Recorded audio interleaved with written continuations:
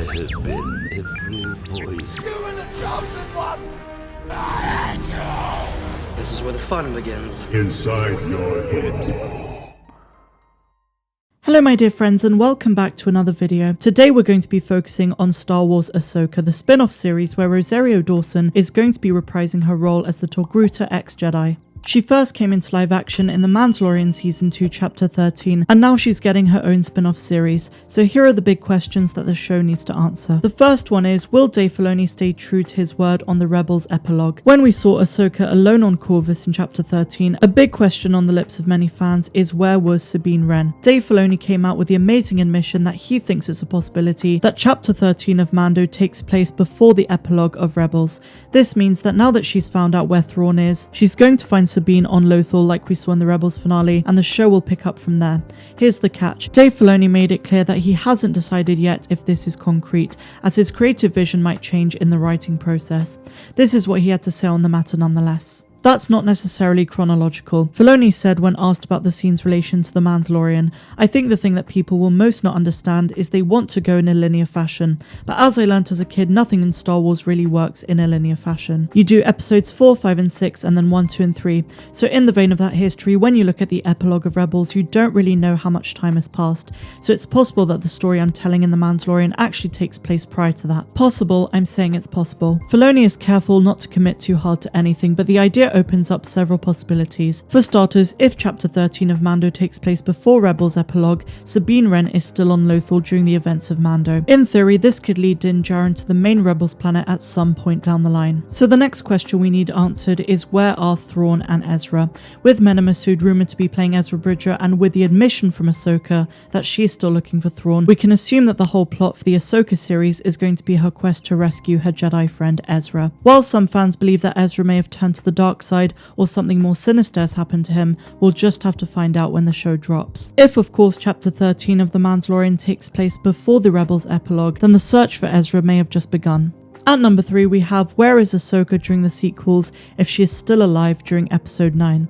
When fans heard Ahsoka's voice talking to Rey in The Rise of Skywalker, many people made the assumption that she must be dead. Dave Filoni pointed out that she's very much still alive at this point, and the voices that Rey heard were Force-induced rather than being from Force ghosts themselves. If Ahsoka is still alive, where was she during episode 7, 8 and 9, and what became of her? Next up we have, will Ahsoka return to Mortis? Morai featured in a brief Easter egg-like moment in Chapter 13 of Mando, suggesting that a popular Clone Wars arc might be re-explored at a future date. Could this be a setup for a return to Mortis for Ahsoka Tano? At number 5 we have, will Luke and Ahsoka meet each other? Luke Skywalker's return in The Mandalorian Season 2 finale was certainly a setup for more action from him in the future, but will the Jedi with the biggest heart in the galaxy run into Ahsoka at some point? This further begs the question, will he hand Grogu to her, since it's been rumoured that Baby Yoda will make an appearance in Ahsoka? If the two of them meet, Ahsoka will have plenty of stories to tell Luke about his father, and Luke will also tell her about his encounters with Darth Vader. Speaking of Vader, the next question is whether we'll see Anakin's Force ghost or not. And a nice little add-on to this question, will we see Anakin through flashbacks? Hayden Christensen is back in the Star Wars universe through the Obi-Wan Kenobi series, but is he going to return to play Anakin in Ahsoka? Only time will tell, but this is something that all prequels fans are desperate for. Next up, we have another sizable question. What happened to Barriss Offee? One notable unresolved story is that of Barriss Offee, the rival Jedi of Ahsoka Tano. Barriss Offee was last seen in the Clone Wars Season 5 finale, being taken into custody after a shocking betrayal of Ahsoka. Barriss Offee's story did not end with the Clone Wars, and viewers have speculated her return to the franchise on more than one occasion. With the Bad Batch taking place in the immediate aftermath of the Clone Wars, the Bad Batch could be the perfect opportunity to explain what happened to her. But if the show doesn't, then Star Wars Ahsoka is another great place. Barriss Offee was a Mary Ellen Padawan, apprentice to Luminara Unduli, and a close friend to Ahsoka Tano.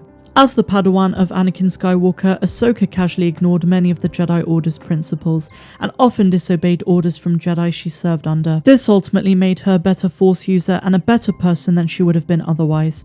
Barriss Offee, on the other hand, was an ideal Padawan, extremely dogmatic in her adherence to the Jedi Order. This led her to become disillusioned with the Jedi and the Republic. Falling to the dark side, Barriss Offee bombed the Jedi Temple, and attempted to frame Ahsoka as the perpetrator. Though Barriss was revealed to be the true Boba Bomber, the fact that the Jedi didn't trust Ahsoka led her to leave the Order.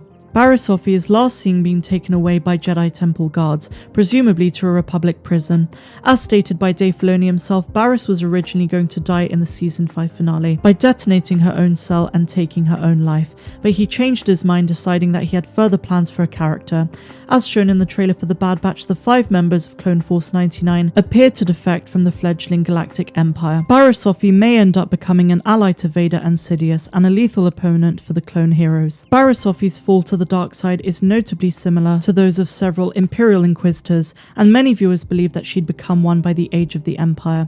When a female Mary Allen Imperial Inquisitor was shown in previews as a villain for Star Wars Rebels Season 2, many assumed her to be Barriss. The seventh sister turned out to be an original character. However, similarly, the second sister, the main antagonist of Jedi Fallen Order, was theorized to be Barriss, but this too was debunked. Barriss Offee's reappearance in the Star Wars franchise would be a perfect opportunity to explain how the old Jedi Order, while flawed, was still preferable to the dark side. What happened to her could be shown in Star Wars Ahsoka, and it'd be the perfect opportunity to show what became of her. And so the final big question that Ahsoka needs to answer is, what about alternate timelines and the world between worlds? It's been prominently rumoured for a long time that Star Wars Ahsoka is going to feature the world between worlds and also play around with alternate timelines to show what could have been. While I don't think it's got anything to do with the sequel trilogy, it is still a possibility. Ultimately, I'm sure Dave Filoni has a lot of surprises up his sleeves for the Ahsoka Tano series, and I can't wait for it to drop. So just before I go, guys, if you enjoyed today's video, I urge you to check out yesterday's video where I talked about Sabine Wren, where she's been, all of the clues that lead to her return in the Mandalorian Season 3 or the Ahsoka Tano series, and more. As always, guys, if you enjoyed it, please be sure to give me a big fat thumbs up, subscribe to the channel if you're new, hit the notification bell, do all that good stuff down below, and also if you're feeling generous, please consider becoming a patron, where for just $2 or $10 a month you can get exclusive access to content that's not found here on YouTube. I'm Star Wars Meg, wishing you all a phenomenal rest of the day, no matter where you dwell in the galaxy. Have a good one.